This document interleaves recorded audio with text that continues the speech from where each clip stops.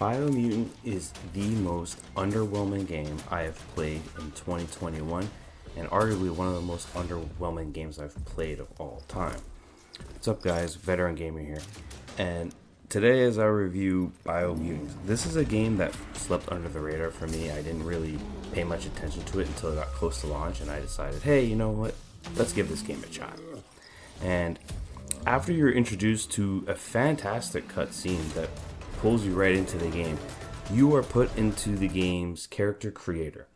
The game's character creator is very in depth. It's a little different because obviously you're using animals, but it is a very in deep character creator. You have different things to focus on to improve your character. You start off by choosing your base stats: strength, vitality, agility.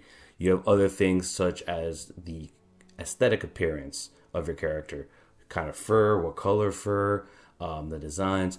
You even have a build, a class, if you will. There's like a brute class. There is a mage class, which is what I went for. I always prefer mage classes. It's safe to say that the game right away after the cutscene, it introduces you to this in-depth character creator, which shows the RPG potential. And as you progress through the game, and then you get into more stats and level up your character, you find how in depth your character creator goes and how strong the RPG elements are. This is probably the best aspect of the game. As you progress, you level up, you choose what stats you want to increase, you learn, you get points, you use those points to upgrade certain aspects of your character. And there's even like a morale system in the game, like a light/dark side to your character. And in order to unlock certain abilities, you need to be like so far into either side. You know, if you want to be able to levitate, you have to be a certain side of light to be able to levitate, for example. So there is a very in-depth RPG elements to this game, and that's pretty much where the quality of this game ends in terms of gameplay and mechanics.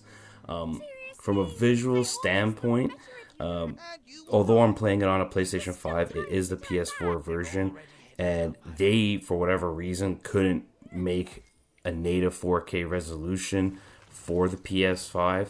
So the game runs at a 1080p resolution. It does have the option for 30 or 60 FPS. I obviously played it with 60 FPS, but even then there was stutters in the game. When it comes to the actual graphics, I think the graphics are just okay. While the graphics are okay, the art style is absolutely fantastic. I think the art style of this game is top tier. It is on display as you see on screen. I don't think from a technical polygon count, texture detail, it's a fantastic game. I think it's the art style that's good. On top of that, at least on PS5, the load times are really quick when you're fast traveling. So at least that's been utilized. I don't know what it's like on the PlayStation 4, but I know on the PS5 it has quick fast travel load times. On top of that, there is a lot of puzzles in this game, and the puzzles are very basic, very easy to solve. It got to a point where the puzzles were so repetitive that I would deliberately get them wrong just to see what would happen if I got them wrong, because you only have a certain amount of moves to be able to complete a puzzle. And this is where, these are the okay parts of the game. Where the game really, really takes a hit is in the overall gameplay as well as the storytelling. The story is told via a narration, and even though there's a slider to reduce how often the narrator talks, he talks way too much. It's very annoying. I mean, after about an hour, I was just like, please, let me turn this guy off. And I couldn't even do it. Like, I dialed the setting all the way down to 0, and he still talked too much. But then, of course, with any game, combat is important, especially a game with RPG elements where you level up your character. This is probably the weakest aspect of the game, is the combat.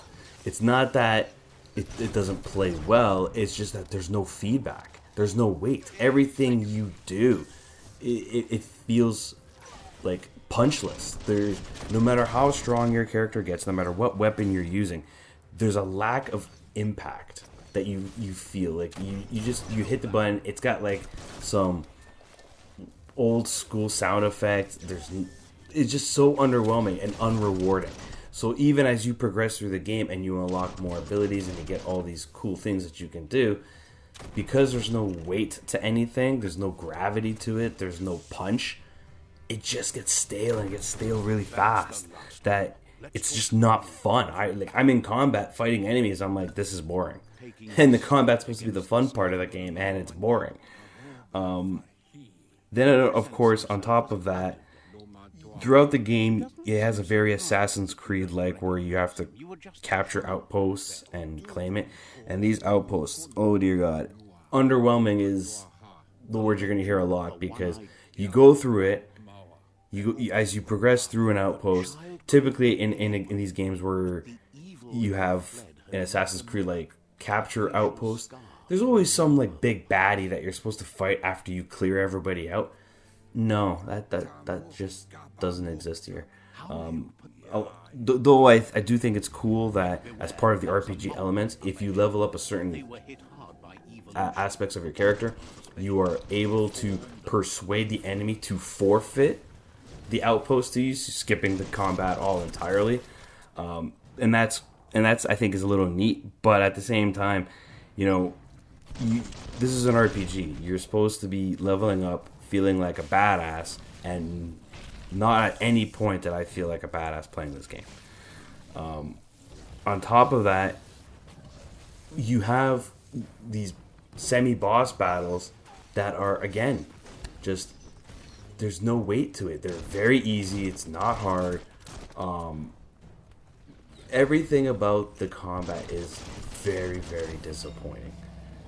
Everything. It feels like even though it's a small dev team, they put all their baskets in the RPG and the cosmetic options of the game, and not enough into the combat. Again, I know it's a small team, but yeah. And then there's a dialogue. The dialogue options just repeat over and over. And granted, the developers have come out and said that they will be patching the game, but of the making of this review, it was atrocious. Like, half the time I was fighting the urge to fall asleep playing this game.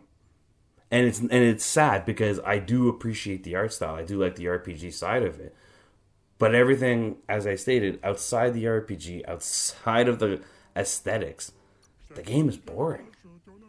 And the big elephant in the room, and why I said that there was very light spoilers at the beginning of this video, is because for some reason the developer decided that after you capture about half of the outposts that you need to capture to progress through the story, they give you a skip. They let you skip half the game.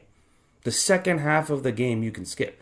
That speaks volumes to how repetitive it is and how dull the game is. Like, to me as a creator, that means you were not confident in your product that people will enjoy it to continue playing the second half. That you sit there and say, hey, here's a level skip for you.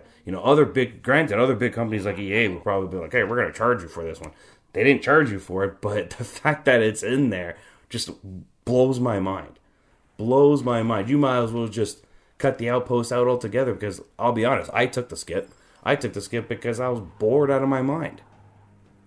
Right? And part of the story for this game that you would think in a game like this, it would be a very, very good selling point. But really, it's disappointing, is the quote-unquote World Eater bosses. They're like the main bosses that you need to defeat to beat the game. And my God, it's just one giant puzzle. Like, it looks cool to fight these big beasts, but it's just a puzzle. And once you figure out the puzzle and what needs to be done, you're literally just repeating the same loop over and over until you kill the boss. There is no hard strategy to it. There's nothing. You end up beating the boss being like, that was it. Like, that's how you beat the boss. Like, it's aside, the only thing that could be worse would be if the boss was just a giant QuickTime event. That's the only thing that could be worse. But aside from that, I was disappointed with Biomutant. It felt like the dev team bit more on than they could chew.